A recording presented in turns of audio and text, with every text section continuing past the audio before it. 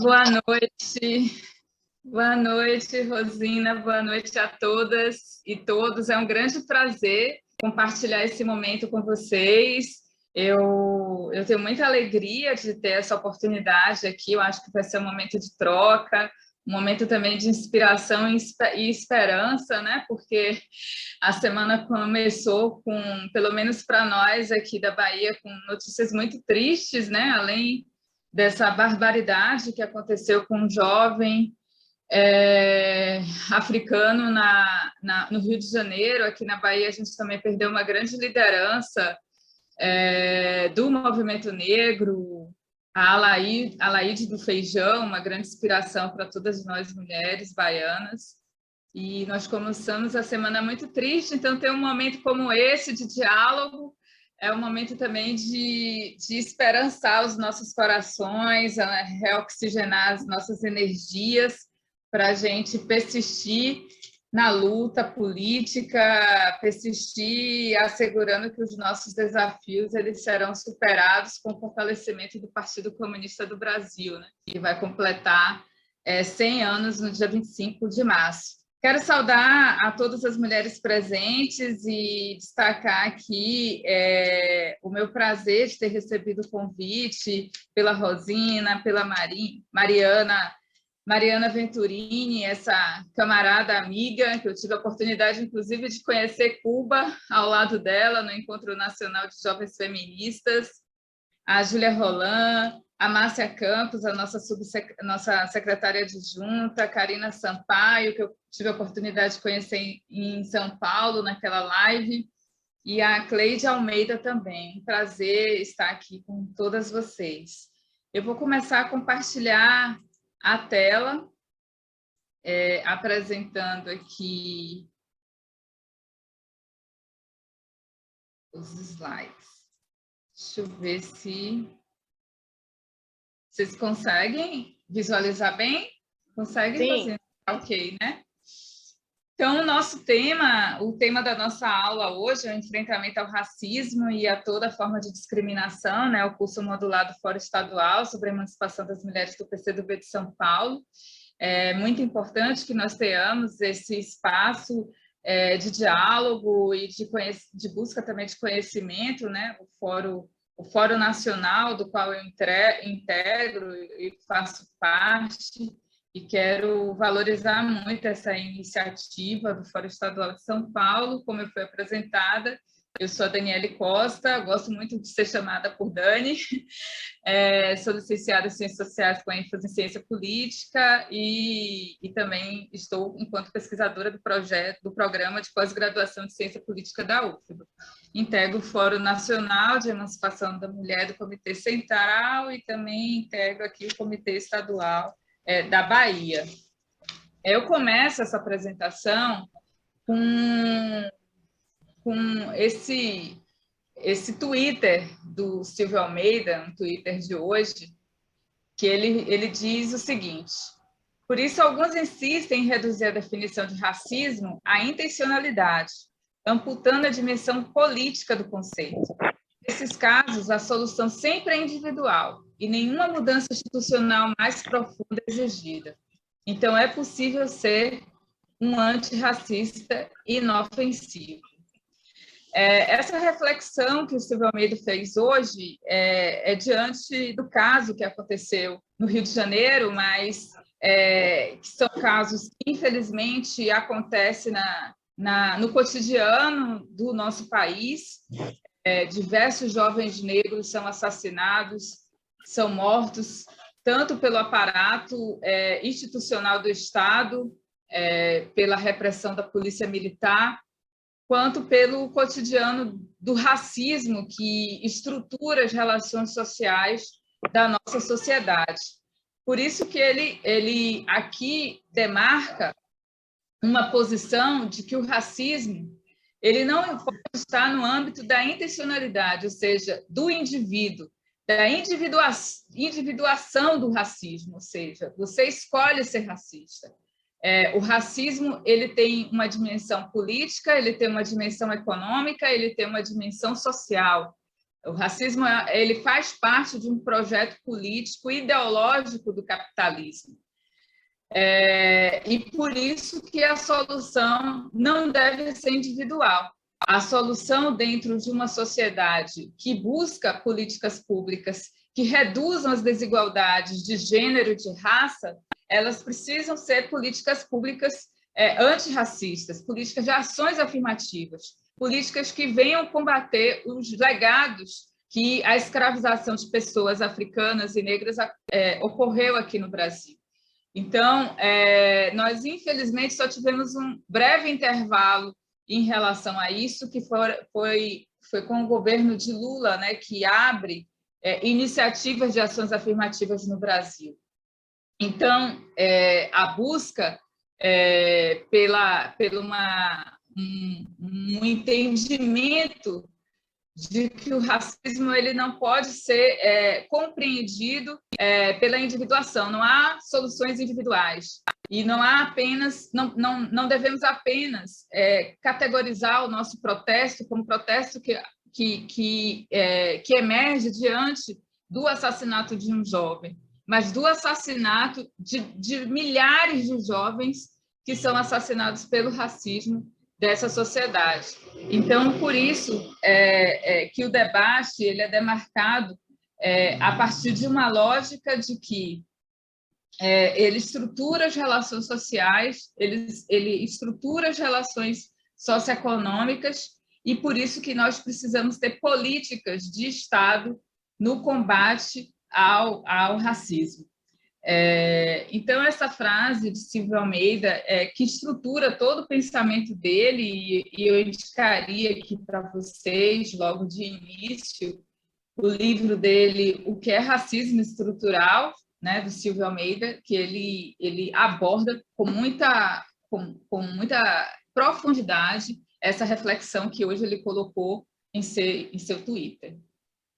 Então, fazendo uma contextualização, eu começo aqui dialogando com vocês a partir do entendimento de que a escravização dos africanos e africanas no Brasil, e foram mais de 4 milhões, né, de africanos e africanas que chegaram aqui nas nossas terras, que foram sequestrados do continente africano, ele, de fato, estabeleceu uma nova condição histórica das mulheres negras, dos homens negros, mas, em especial, das mulheres negras, pela desumanização dos corpos negros, mas que estabelece também uma posição de igualdade, né, entre homens e mulheres negros e negras, e estabelece um diferencial entre as mulheres negras e as mulheres não negras. Por quê? Porque o lugar das mulheres negras sempre foi o lugar do trabalho. É importante a gente ter esse entendimento, porque o feminismo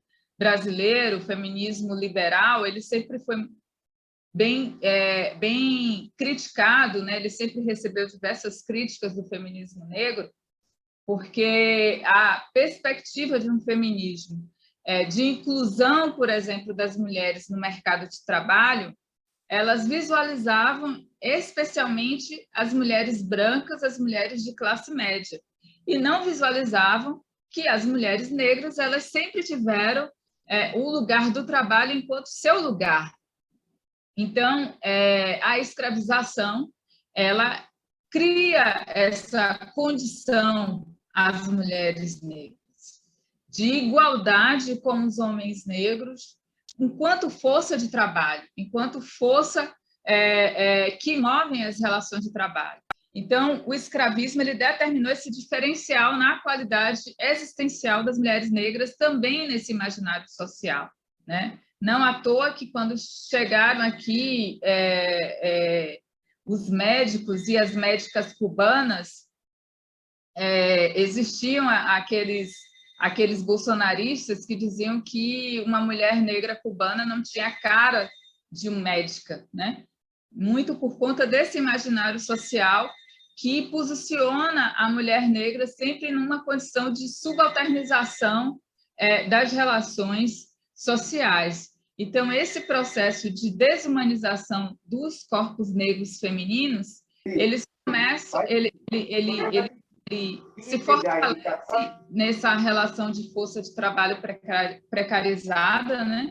As mulheres negras sempre foram trabalhadoras e na escravização trabalhadoras em tempo integral e eram também exploradas sexualmente por seus proprietários, principalmente com o fim da escravização das pessoas negras no Brasil, porque a reprodução da força de trabalho acontecia por meio da exploração sexual, ou seja, as mulheres negras elas não tinham o direito de formar famílias, elas não eram mães, elas eram produtoras de força de trabalho a ser escravizado. Então, a escravidão ela foi uma instituição também profundamente patriarcal.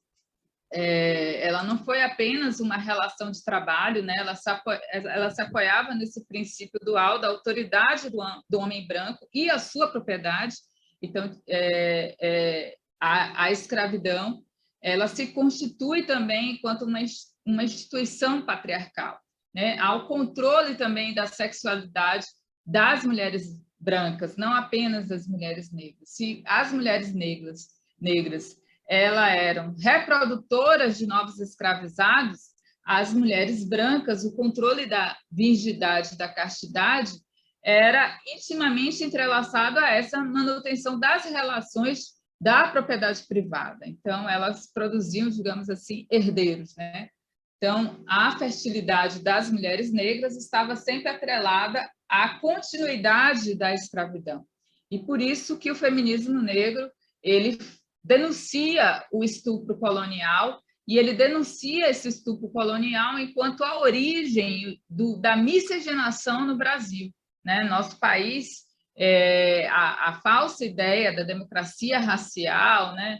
Do romance entre homens brancos e mulheres negras, isso foi desmistificado pelo feminismo negro, onde apontou o entendimento de que a escravidão no Brasil ela se fortalecia também pela exploração sexual das mulheres negras, pela reprodução de novos escravizados. Elas, além de serem trabalhadoras em tempo integral, né, em papel semelhante aos homens, isso não acontecia com as mulheres não negras, né, com as mulheres brancas, elas não eram trabalhadoras. Elas estavam no ambiente da vida privada, mas não exercia nesse ambiente da vida privada o exercício da força de trabalho escravizada. Ao contrário, acontecia com as mulheres negras, né, com as descendentes de africanos e africanas. Oi? Só um minuto. O seu slide está parado na primeira página. Se você então... tiver possibilidade de ir passando, só para as pessoas ir acompanhando. Tá, eu estou passando, mas está passando aí? Agora está indo. Acho que tenho que ficar passando aqui no... Tá, valeu, obrigada, desculpa. Tranquilo. Aí eu destaco essa reflexão que é abordada pela Federici no seu livro Caliban e a Bruxa, que ela fala, ironicamente, então, parecia que as mulheres conquistaram na escravidão uma dura igualdade com os homens de sua classe. Contudo, nunca foram tratadas de forma igual.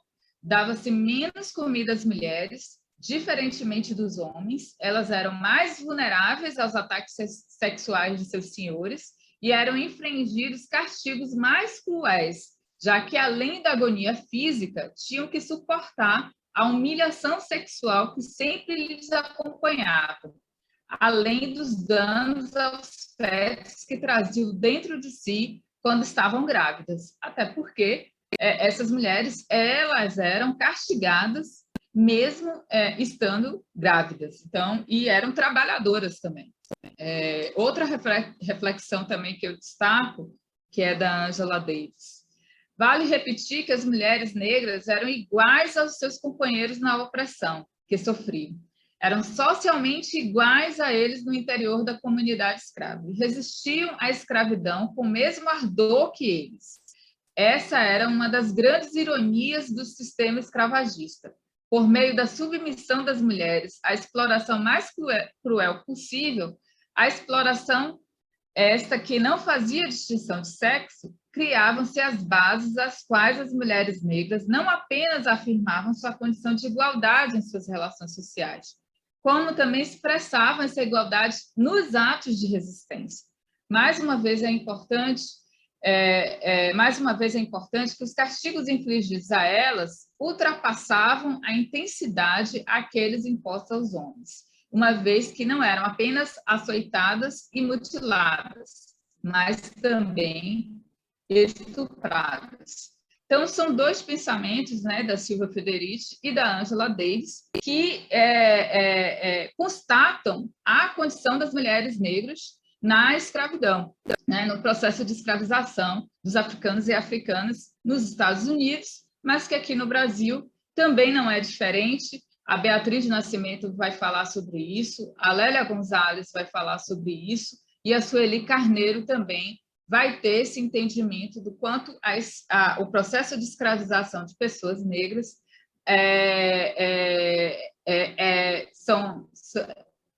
remete ainda às relações contemporâneas, né? Ao contrário, quanto às relações contemporâneas, né? Principalmente as relações de trabalho, essas relações se remetem a esse processo de escravização de pessoas negras no Brasil. Essas três feministas negras, intelectuais negras, elas vão reiterar, vão reforçar essa linha de entendimento sobre a condição histórica das mulheres negras e a condição de diferenciação entre essas mulheres negras e não negras.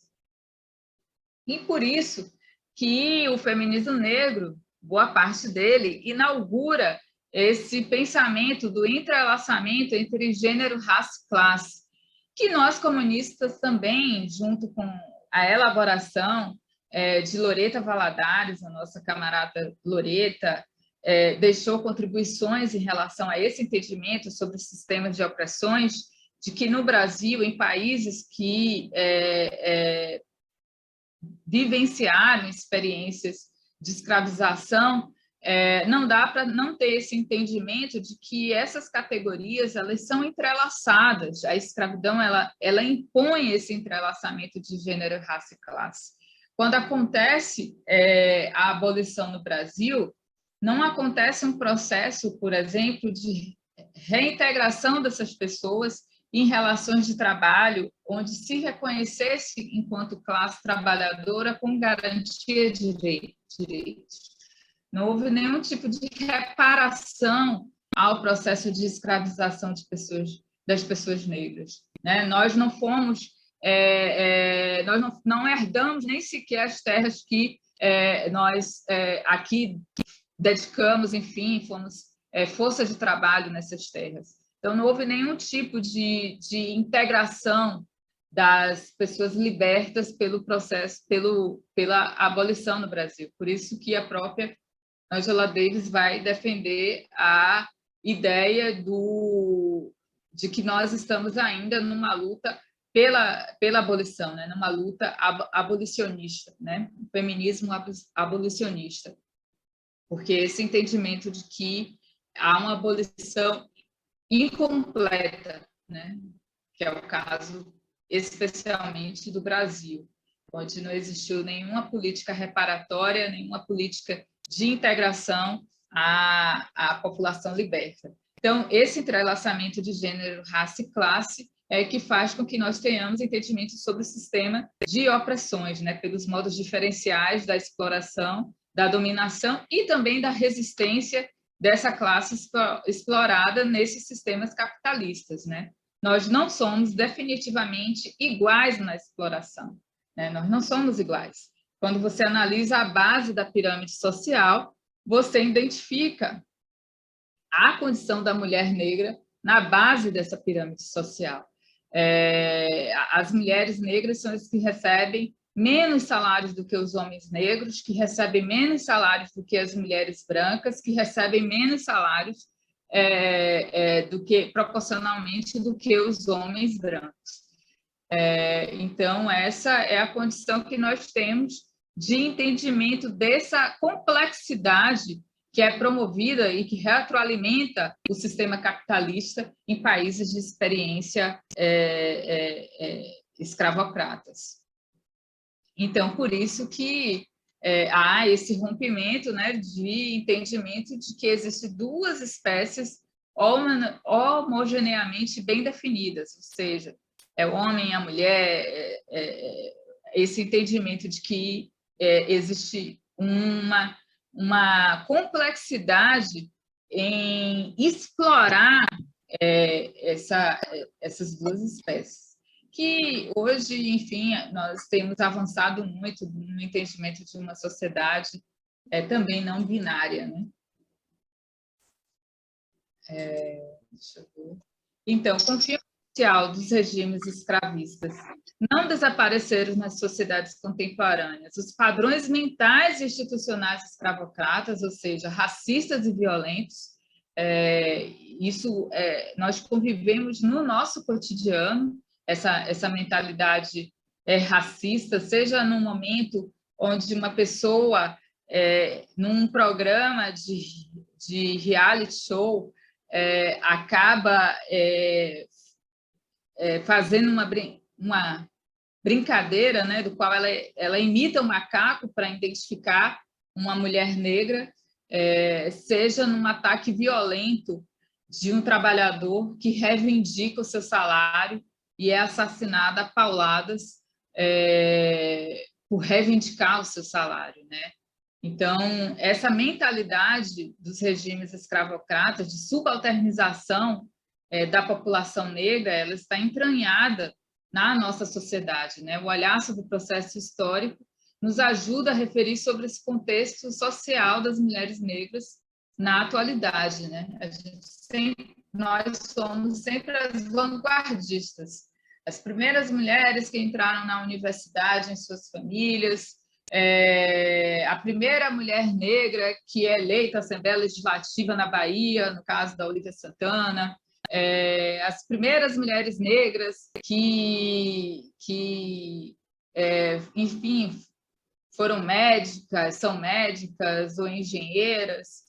Nós, ainda em pleno século XXI, as posições que as mulheres negras alcançam ainda são relativamente exceções na comunidade negra, né? Geralmente, as mulheres negras elas estão em trabalhos precarizados, elas são trabalhadoras, são a maioria no trabalho doméstico.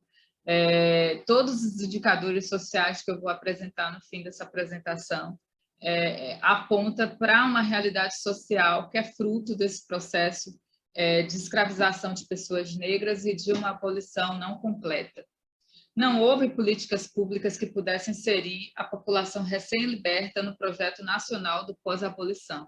Por isso que não há como não discutir um projeto nacional de desenvolvimento sem incluir o debate sobre as políticas de ações afirmativas, as políticas que integrem a população negra aos direitos sociais, né?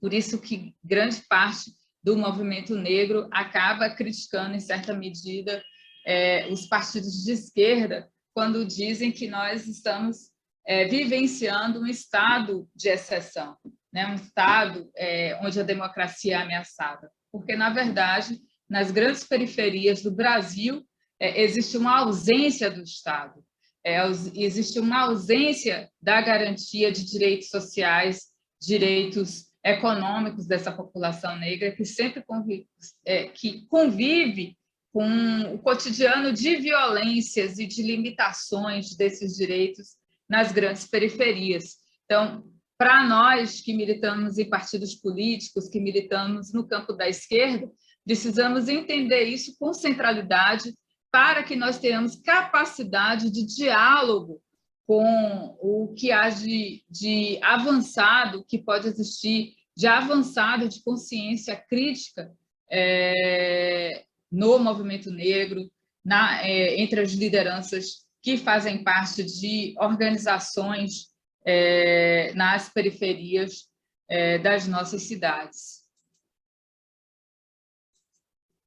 Aí eu trago essa reflexão também da Beatriz Nascimento, onde ela diz que a mulher negra é um elemento que expressa mais radicalmente a cristalização dessa estrutura de dominação, que vem ocupando os mesmos espaços e papéis que lhe foram atribuídos desde a escravidão. Seu papel como trabalhadora, a grosso modo, não mudou. As sobrevivências patriarcais na sociedade brasileira fazem com que ela seja recrutada e assuma na sociedade e assuma empregos domésticos nas áreas urbanas e, em menor grau, na indústria de transformação, que permaneça como trabalhadora nos espaços rurais. Podemos acrescentar, no entanto, ao exposto anteriormente a estas sobrevivências ou resíduos do escravagismo, se superpõem os mecanismos atuais de manutenção de privilégios por parte do grupo dominante. Mecanismos que são essencialmente ideológicos e que se debruçam sobre condições objetivas da sociedade, que têm efeitos discriminatórios.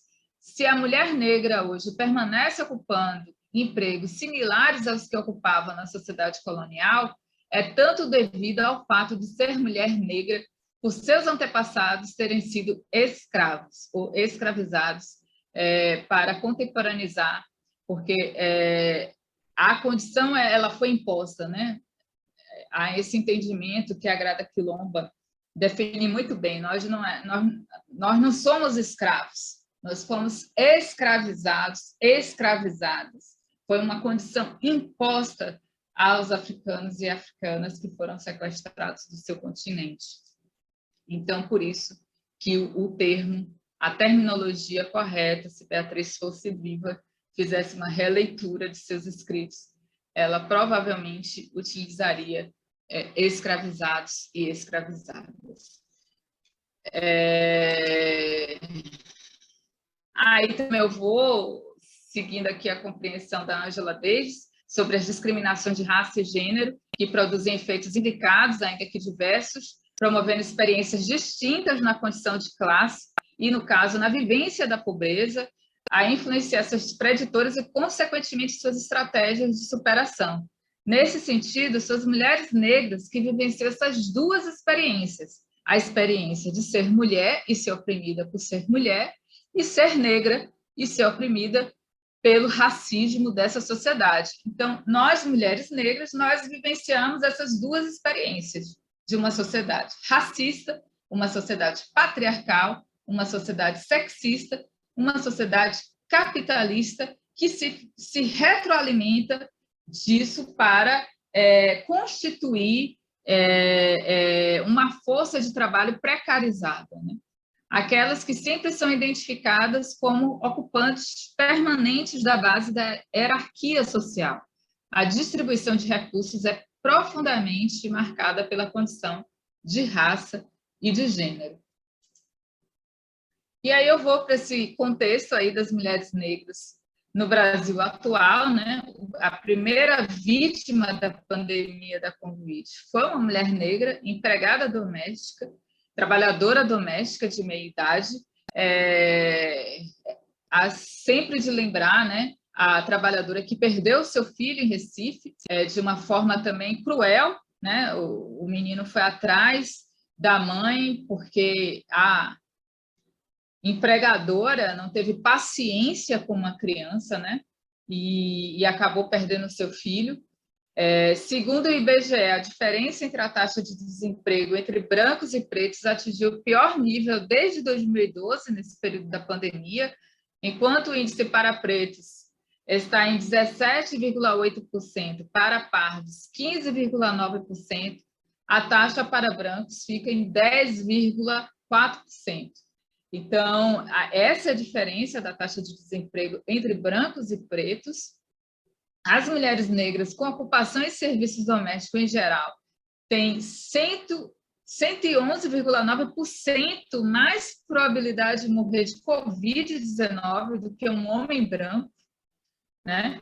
Na indústria da linha de produção, essa taxa chega a 145,5%, e que foi listado como outros profissionais de saúde, as mulheres negras têm uma taxa de óbito 91% superior às pessoas não negras. Essa foi são dados da Rede de Pesquisa Solidária. Isso demonstra o quanto as desigualdades raciais e de gênero, que são imbricadas também com a classe social, impõem essas condições para as mulheres negras. O tempo de cuidado das adolescentes chefas de família, que são aquelas meninas que cuidam de pessoas que estão em casa, dos familiares, uma menina branca gasta 4 horas no tempo de cuidado com pessoas em casa, enquanto uma menina negra cuida durante 10 horas. Isso são meninas que cuidam de pessoas ao invés de estar estudando, ao invés de estar buscando condição de inclusão socioeconômica por meio da educação, que é o principal instrumento e expectativa de mobilidade socioeconômica para essas famílias. Então, boa parte das meninas, das crianças negras, cuidam de outras pessoas que moram em sua casa.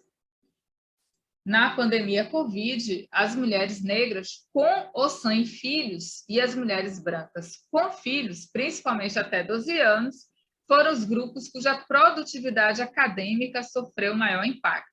Então, quando você chega também nessas outras categorias, ou seja, as mulheres negras que estão nas universidades, que estão em programas de pós-graduação, elas ainda assim permanecem impactadas pelas condições socioeconômicas que essas mulheres fazem parte, né, do seu ambiente. Né? Então, as mulheres, em geral... Oi? Já passou os 20? Tá tranquila, Dani. Só teve uma intervençãozinha aqui externa, mas pode continuar. Então, segundo os dados dessa revista, Dados, que é uma revista de ciências sociais, dados de 2020, as mulheres, no geral, elas foram mais impactadas pela pandemia na sua produtividade acadêmica, mas isso aconteceu também, especialmente, entre as mulheres negras. Sejam aquelas que tenham filhos, sejam as que não têm. Sobre o feminicídio de mulheres negras, cresce em 10 anos como sintomas das desigualdades. Os assassinatos contra as mulheres brancas, amarelas, indígenas, diminuíram 26,9% segundo o Atlas da Violência, que estabeleceu o período dessa pesquisa de 2009 a 2019. Então, nesse período de 10 anos, o feminicídio entre as mulheres não negras diminuíram 26,9%. Já o total de mulheres negras vítimas de feminicídio, esse tipo de crime, aumentou em 2%. Então, enquanto houve uma diminuição, e bom que tenha ocorrido essa diminuição, mas não aconteceu entre as mulheres negras, e isso sim tem uma relação com a desumanização dos corpos negros, com as situações de vulnerabilidade dessas mulheres negras, as mulheres negras que vivenciam os ciclos de violência. Boa parte delas estão nas periferias da cidade, boa parte delas, inclusive, tem receio de acionar a polícia, né? Porque a polícia é um instrumento também de repressão nessas periferias, então elas acabam sendo revitimizadas pela polícia, né? Pela polícia militar, pela segurança pública. Então, boa parte delas não são acolhidas na rede de atendimento às mulheres em situação de violência, e por conta do racismo, elas sofrem novamente a revitimização, né? Elas sofrem a revitimização quando estão em situação de violência. Então, em 2020, 2 em cada 3 vítimas de feminicídio eram mulheres negras. Esses são os dados do Atlas da Violência. Numa pesquisa que foi feita pelo Censo do Ensino Superior, esse foi o último censo que aconteceu, foi em 2016, por isso que os dados não estão atualizados, porque foi o último censo do ensino superior, que foi promovido pelo INEP, pelo Instituto de Pesquisas Educacionais do Anísio Teixeira. Aliás, nós estamos tendo retrocessos em relação a esses institutos que pesquisam, que apresentam dados que são importantes não apenas para diagnóstico de uma realidade brasileira, mas também para a formulação de políticas públicas, né? Nesse governo de Bolsonaro, a gente está vivendo esse retrocesso nesses institutos, seja o BGE, seja o próprio INEP. Então, esse dado aqui, infelizmente, é de 2016, por conta disso, não houve, é o último censo. Então, na docência de pós-graduação, as mulheres negras são apenas 3% entre os mais de 53 mil professores dos cursos de mestrado, doutorado e especialização no Brasil, em que pese nós sejamos a maioria da população brasileira, porque a maioria da população brasileira se autodeclara negra, né? A maioria formada por mulheres e que se autodeclaram negras. Quando você vai para as estratificações da sociedade, em especial nas universidades, essa realidade também é encontrada, nós somos grupos minorizados. E por isso que esse dado é alarmante, né? Dos mais de 53 mil professores e professoras, nós representamos apenas 3%. Os homens brancos fazem parte do grupo com maior representatividade, 24%, seguido pelas mulheres autodeclaradas da mesma cor, ou seja, mulheres brancas, 19%. Isso eu convivo com isso. Eu entrei agora no programa de pós-graduação de Ciência Política da Universidade Federal da Bahia, a primeira universidade que foi criada aqui no estado, e no meu departamento de Ciência Política não tem nenhuma mulher negra nesse departamento de Ciência Política. Não há uma professora negra no departamento de Ciência Política da UFBA. Essa realidade ela é bem expressa no nosso cotidiano. Entre as pessoas de 25 a 44 anos de idade, o percentual de mulheres brancas com ensino superior completo é 23,5%. É 2,3 vezes maior do que das mulheres negras, que representam 10,4%. Esses dados eles foram colhidos no site Estatística de Gênero do IBGE. E aí é importante também nós termos referências, informações sobre a participação política das mulheres negras.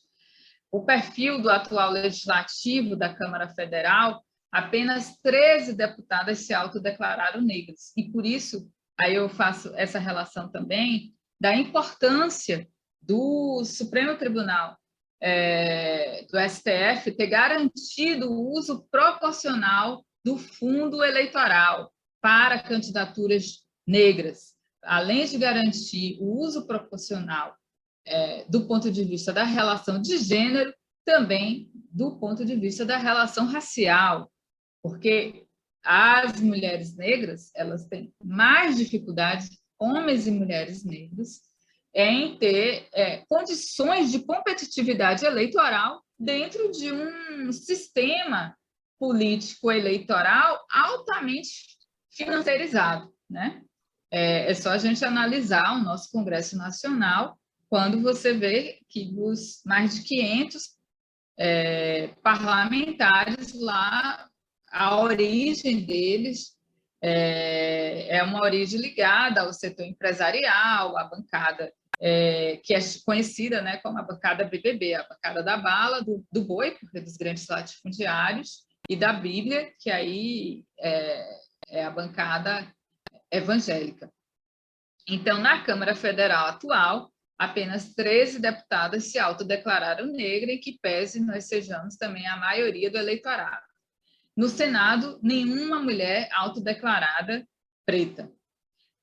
Nas eleições de 2018, né, que foi a eleição que elegeu Bolsonaro, dos mais 25 mil candidatos e candidatas, apenas 9,29% de pessoas que se autodeclararam negras. Essa fonte também, esses dados são da revista Fórum, aí, junto com os dados do TSE. As mulheres negras são 27% da população, mas governam apenas 3% das prefeituras no Brasil. Aí são dados já das eleições de 2020, que tem como fonte aí o Instituto Alziras. Em 2.952 municípios do país, nenhuma mulher negra foi eleita nessas eleições de 2020. Nós temos um pouco mais de 5.000 municípios e mais da metade desses municípios, nenhuma mulher autodeclarada negra foi eleita. Vereadora foi eleita para as câmaras municipais. Em 6 capitais, as mulheres ficaram em primeiro lugar, apenas em 6 capitais, entre os vereadores e vereadoras eleitas. 2 delas são negras, que é a Karen, do PSOL do Rio Grande do Sul, e a Dani Portela, do PSOL de Pernambuco. Então, apenas em 6 capitais as mulheres ficaram em primeiro lugar. Dessas 6, 2 foram mulheres negras, uma no Sul e outra no Nordeste. Em Porto Alegre, das capitais, foi a cidade que nós tivemos o melhor resultado, né? Este pleito trouxe a eleição de 4 mulheres negras, entre elas 2 comunistas, que é a Bruna Rodrigues, presidente do PCdoB de Porto Alegre, e a Daiane Santos, que formam a inédita bancada negra da Câmara Municipal da cidade de Porto Alegre. A primeira mulher negra em Campina Grande também é do PCdoB, que é a nossa vereadora Jo Oliveira, foi eleita a primeira mulher negra daquela cidade. Nas eleições de 2020, essas eleições foram uma das que nós tivemos os melhores resultados em relação à participação de candidaturas negras e também da eleição, né, dessas candidaturas negras. Apenas 6 municípios dos 5.570 terão mulheres negras ocupando mais de 50% dos cargos de vereança, então um grande resultado, né, que pesa sejam apenas 6 municípios de 5.000, que é no Mato Grosso, Dom Aquino, que é no Pará, Santa Cruz de Ariri, em Sucupira, em Tocantins, Capitão de Campos, no Piauí, Porto do Piauí também, o Piauí está com 2 cidades onde as mulheres negras ocupam mais de 50% dos cargos, e em Rodelas, aqui na Bahia. Cidades pequenas, né? Cidades com... Dani, mais 5 minutos, tudo bem? Tudo bem. O Instituto Marielle realizou uma pesquisa divulgada no início de novembro de 2021, que indicam que as mulheres negras candidatas a cargos políticos, de 142 mulheres pretas que foram entrevistadas, de 16 partidos diferentes, 98,5% sofrem ou sofreram violência política. Então, a violência política, ela também tem essa relação de gênero e de raça. Aqui eu destaco alguns movimentos do feminismo negro, que é a Marcha Nacional de Mulheres Negras contra o Racismo e a Violência. O partido teve também uma atuação nessa marcha por meio da UNegro. O 25 de julho, que virou uma data simbólica e com muita referência política de construção de atividades, de valorização do Júlio das Pretas. O Encontro Nacional de Mulheres Negras, que aconteceu também, fazendo balanço da trajetória de 30 anos do primeiro encontro.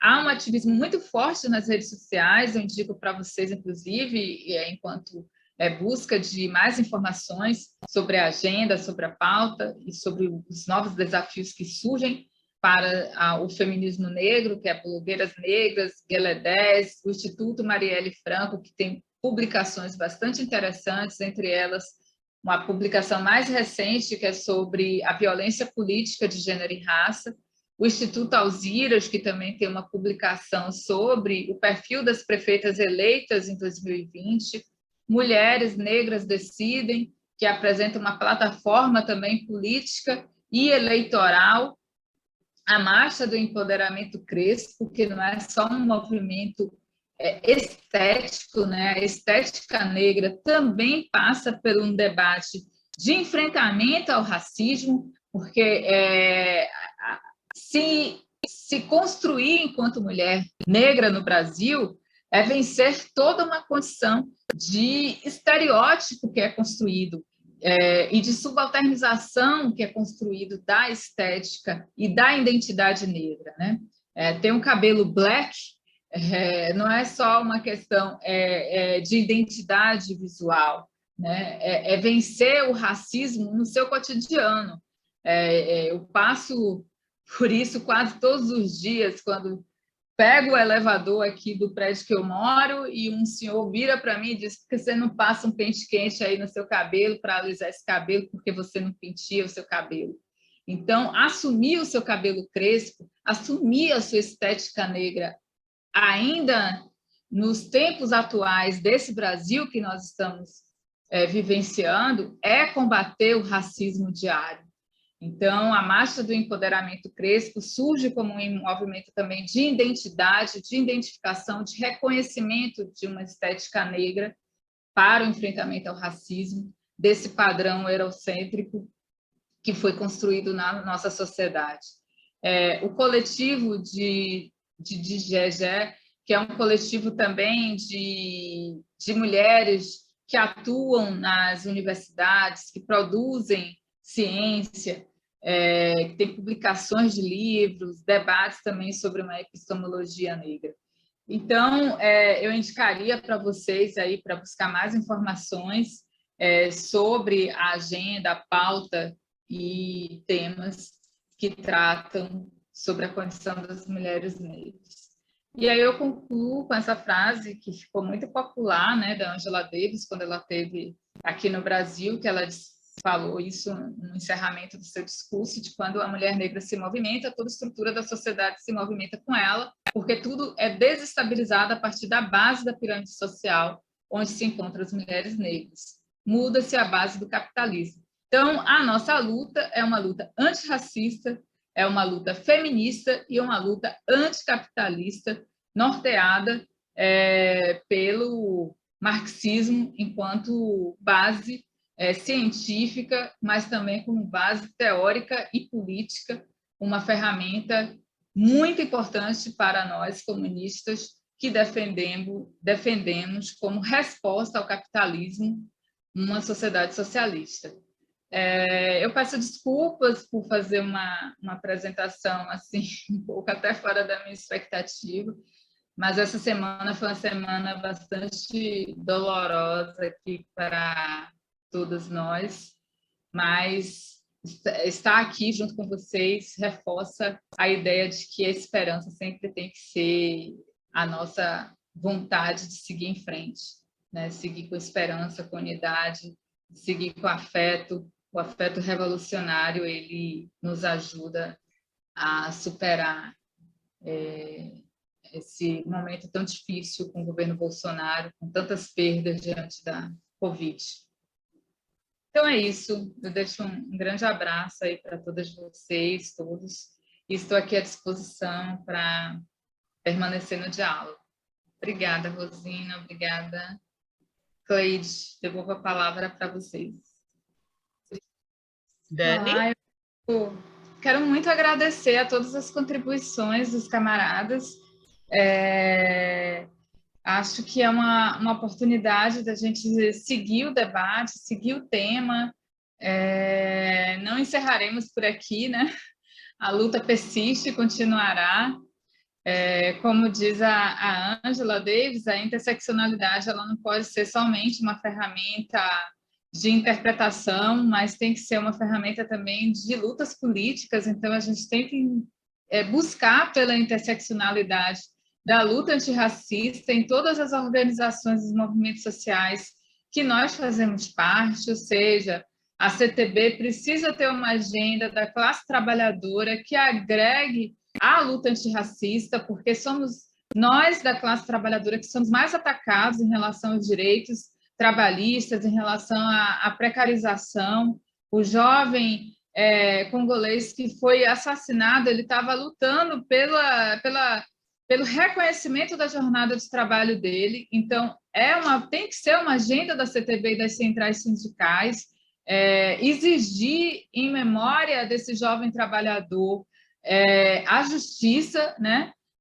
Tem que ser uma agenda de todas as outras organizações, da UBM, do PCdoB em seu projeto nacional de desenvolvimento. Nós precisamos, sim, que o governo Lula, que eu já estou falando em governo Lula, né, porque acreditamos que a gente vai conseguir vencer essas eleições em outubro. Vamos ter novamente a esquerda à frente do governo federal, e que tenha ainda mais oportunidades de políticas de ações afirmativas, que a gente tenha uma segurança pública que agregue a desmilitarização, ou seja, que a segurança pública não seja uma agenda de ataques aos direitos humanos, especialmente da juventude negra, que sofre com genocídio. Então, que nós tenhamos de volta as políticas de ações afirmativas na educação, mais vagas nas universidades públicas por democratização e política de assistência estudantil, porque isso vai incluir a juventude negra, as mulheres negras. Enfim, é uma agenda que precisa ser valorizada por toda a sociedade, né? Quando a gente diz que nós não vamos superar a sociedade patriarcal sem envolver homens e mulheres, nós não vamos superar também o racismo sem envolver toda a sociedade. A luta antirracista não é por uma superação racial étnica, é pela igualdade, né? É como a Negro carrega em sua agenda, em sua pauta, né? União de negros e negras pela igualdade. Então, nós lutamos por uma sociedade substancialmente igualitária, não apenas formal, né? A gente conquistou a Constituição de 88, a Carta Constitucional, que garante direitos universais, mas nós precisamos sair da formalidade da Constituição e garantir uma democracia de fato substantiva, uma democracia real, uma democracia inclusiva, né? Um sistema político que, de fato, inclua com representatividade de segmentos que sempre foram minorizados no Brasil. E isso tem que ter políticas de ações afirmativas, por isso que é importante a gente lutar por cotas de gênero e de raça, por isso que é importante a gente lutar por financiamento público e pelo uso proporcional do financiamento público e candidaturas de mulheres e de negros e de negras, porque, de fato, sem políticas de ações afirmativas, nós não vamos fortalecer uma democracia substantiva. Então, a nossa luta não se encerra só no debate teórico das reflexões, ela persiste e permanece na luta política diária, no nosso cotidiano, na solidariedade, no acolhimento, isso que a Rosina falou, a gente precisa ter acolhimento a todos e todas nesse momento onde as pessoas estão perdendo entes queridos, e boa parte são as famílias negras, porque não tem não teve condições de entrar em trabalho remoto, né? Boa parte da população negra não entrou em trabalho remoto, né? Boa parte da população negra continuou trabalhando em